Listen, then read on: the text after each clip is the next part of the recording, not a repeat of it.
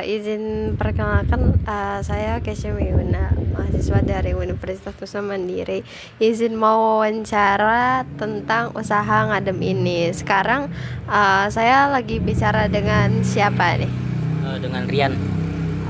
Dengan Mas Rian, owner dari ngadem ya berarti. Bukan owner sih, sebenarnya pegawai juga. Oh, pegawainya. Iya, karyawan juga soalnya ownernya yang lain. Oh, oke.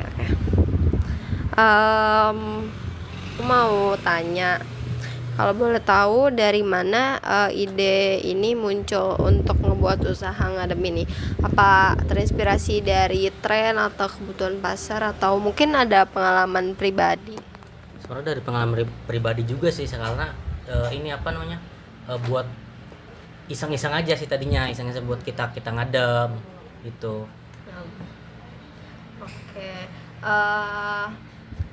Mungkin ada maknanya tersendiri atau gimana? Makna sih nggak terlalu ini ya, cuman intinya itu buat kita ngadem. Tadinya kan awalnya itu mau bikin kayak warkop, cuman tiba-tiba buka ginian aja gitu, langsung ini. Oke, berarti lebih seraknya sama nama ngadem Nah gitu iya, ya? karena kita biar kayak ngadem, kita ngadem apa, karena dekat masjid juga kan, saya ngadem dari hati ya. Gitu. Ya.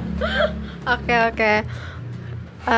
Apa yang menjadi ciri khas atau keunikan dari minuman ngadem ini dibandingkan sama kompetitor lain? Ya paling dari segi ini sih, produk ininya, apa namanya, powdernya, karena kita buat sendiri.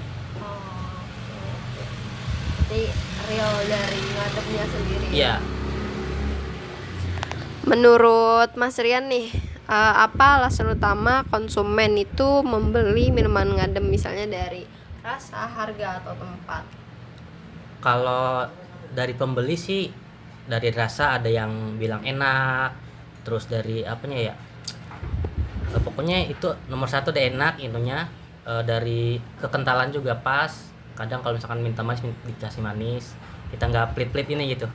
Oke, berarti yang paling utamanya itu rasanya. Iya, ya? rasa. Pertanyaan selanjutnya, gimana cara menentukan harga produk agar tetap terjangkau tapi ada profitnya? Karena kan kayak yang sekarang ini nih, harga plastik itu kan lagi naik tuh, lagi mahal gitu. Harga kita modal berapa, terus kita ininya untungnya berapa, ntar tinggal di ini aja. Kayak misalkan sekarang kan, kemarin kan harga 10.000, sekarang jadi 12.000, naiknya cuma 2.000 gitu, jangan terlalu tinggi biar orang itu nggak terlalu berat banget. Biar tetap pelanggannya tuh ada terus. Ada ya? terus. Oke.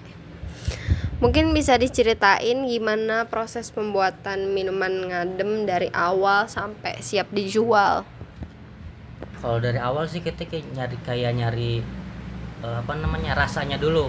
Cuman kalau rasa sih udah dapat, cuman kayak kekentalannya, kemanisannya itu harus dicari dulu, biar nanti kesini tinggal opsional aja. Kira-kira proses R&D-nya itu panjang nggak? Nggak terlalu sih, nggak terlalu panjang. Nggak terlalu panjang. Iya. Kira-kira berapa lama Apanya? prosesnya itu? Proses R&D-nya kayak ngatur kekentalannya, tingkat kemanisannya. Kemarin sih cuma 2 hari 3 hari. Oh, udah. Karena kita udah pernah bisa bikin ini, jadi udah tahu ininya komposisi apanya aja. Apa cara paling efektif yang pernah dilakukan untuk menarik pelanggan baru?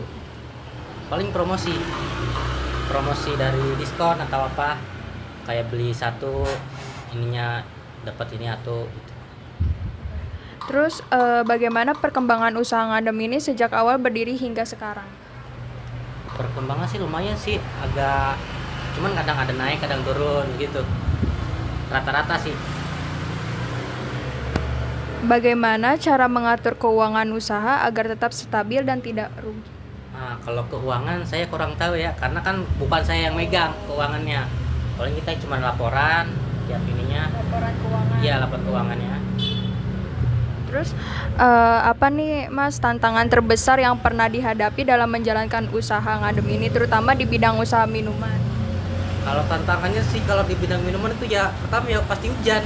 Karena kalau misalkan hujan dari pagi nih, kalau dari pagi sampai sore ya udah penjualan tuh agak turun. Iya, biasanya yang agak tinggi jadi anjlok banget begitu. Bagaimana ngadem mengikuti tren minuman yang terus berubah di kalangan di kalangan konsumen? Paling dari ininya aja sih, kembali lagi ke produknya. Kadang kalau dari kualitas rasa, dari ini juga kan beda jauh. Kayak apa ya, yang di jalanan tuh yang samping ini, itu kemarin saya menemukan yang itu rasanya itu agak berubah dibandingkan sama yang ini. Karena kan kalau yang itu kan kalau nggak habis masih masukin lagi ke kulkas, kalau ini nggak. Pernah nggak Mas mencoba menu baru selain menu-menu yang ada di sini?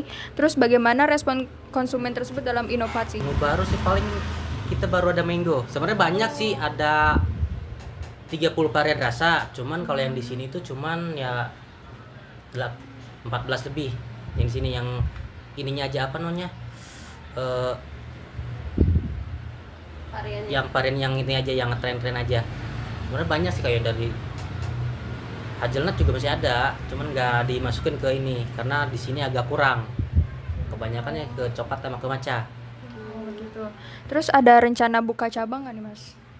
Kalau dari saya sih pengennya buka cabang ya, cuman nggak tahu dari owner ininya ini enggak. Tapi ada kabar nggak Pak, dari ownernya Kalau kemarin sih kabar ada, cuman nunggu di sininya rame dulu katanya. Cuman sebenarnya kalau misalkan ini mah langsung aja buka gitu, biar nanti ada ya, mungkin kalau nggak di sini ya di mana gitu, biar lebih rame. Oke. Terus ada nggak Mas saran bagi orang yang ingin memulai usaha minuman ini? Saran dari Masnya?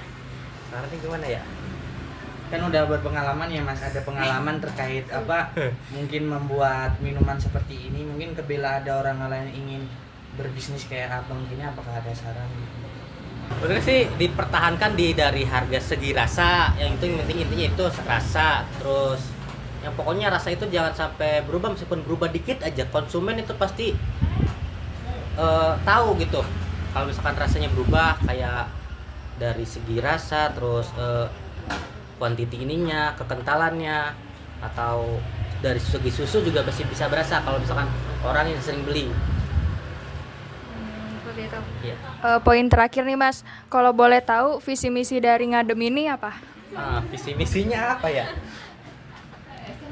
Visi misi nggak terlalu ini, visi misi nggak terlalu. Visi misi apa Saya kurang tahu sih kalau visi misinya. Yang penting saya jualan aja udah. Iya. Sederhana lah. Ya. Maunya pengennya pencapaiannya seperti apa gitu maksudnya.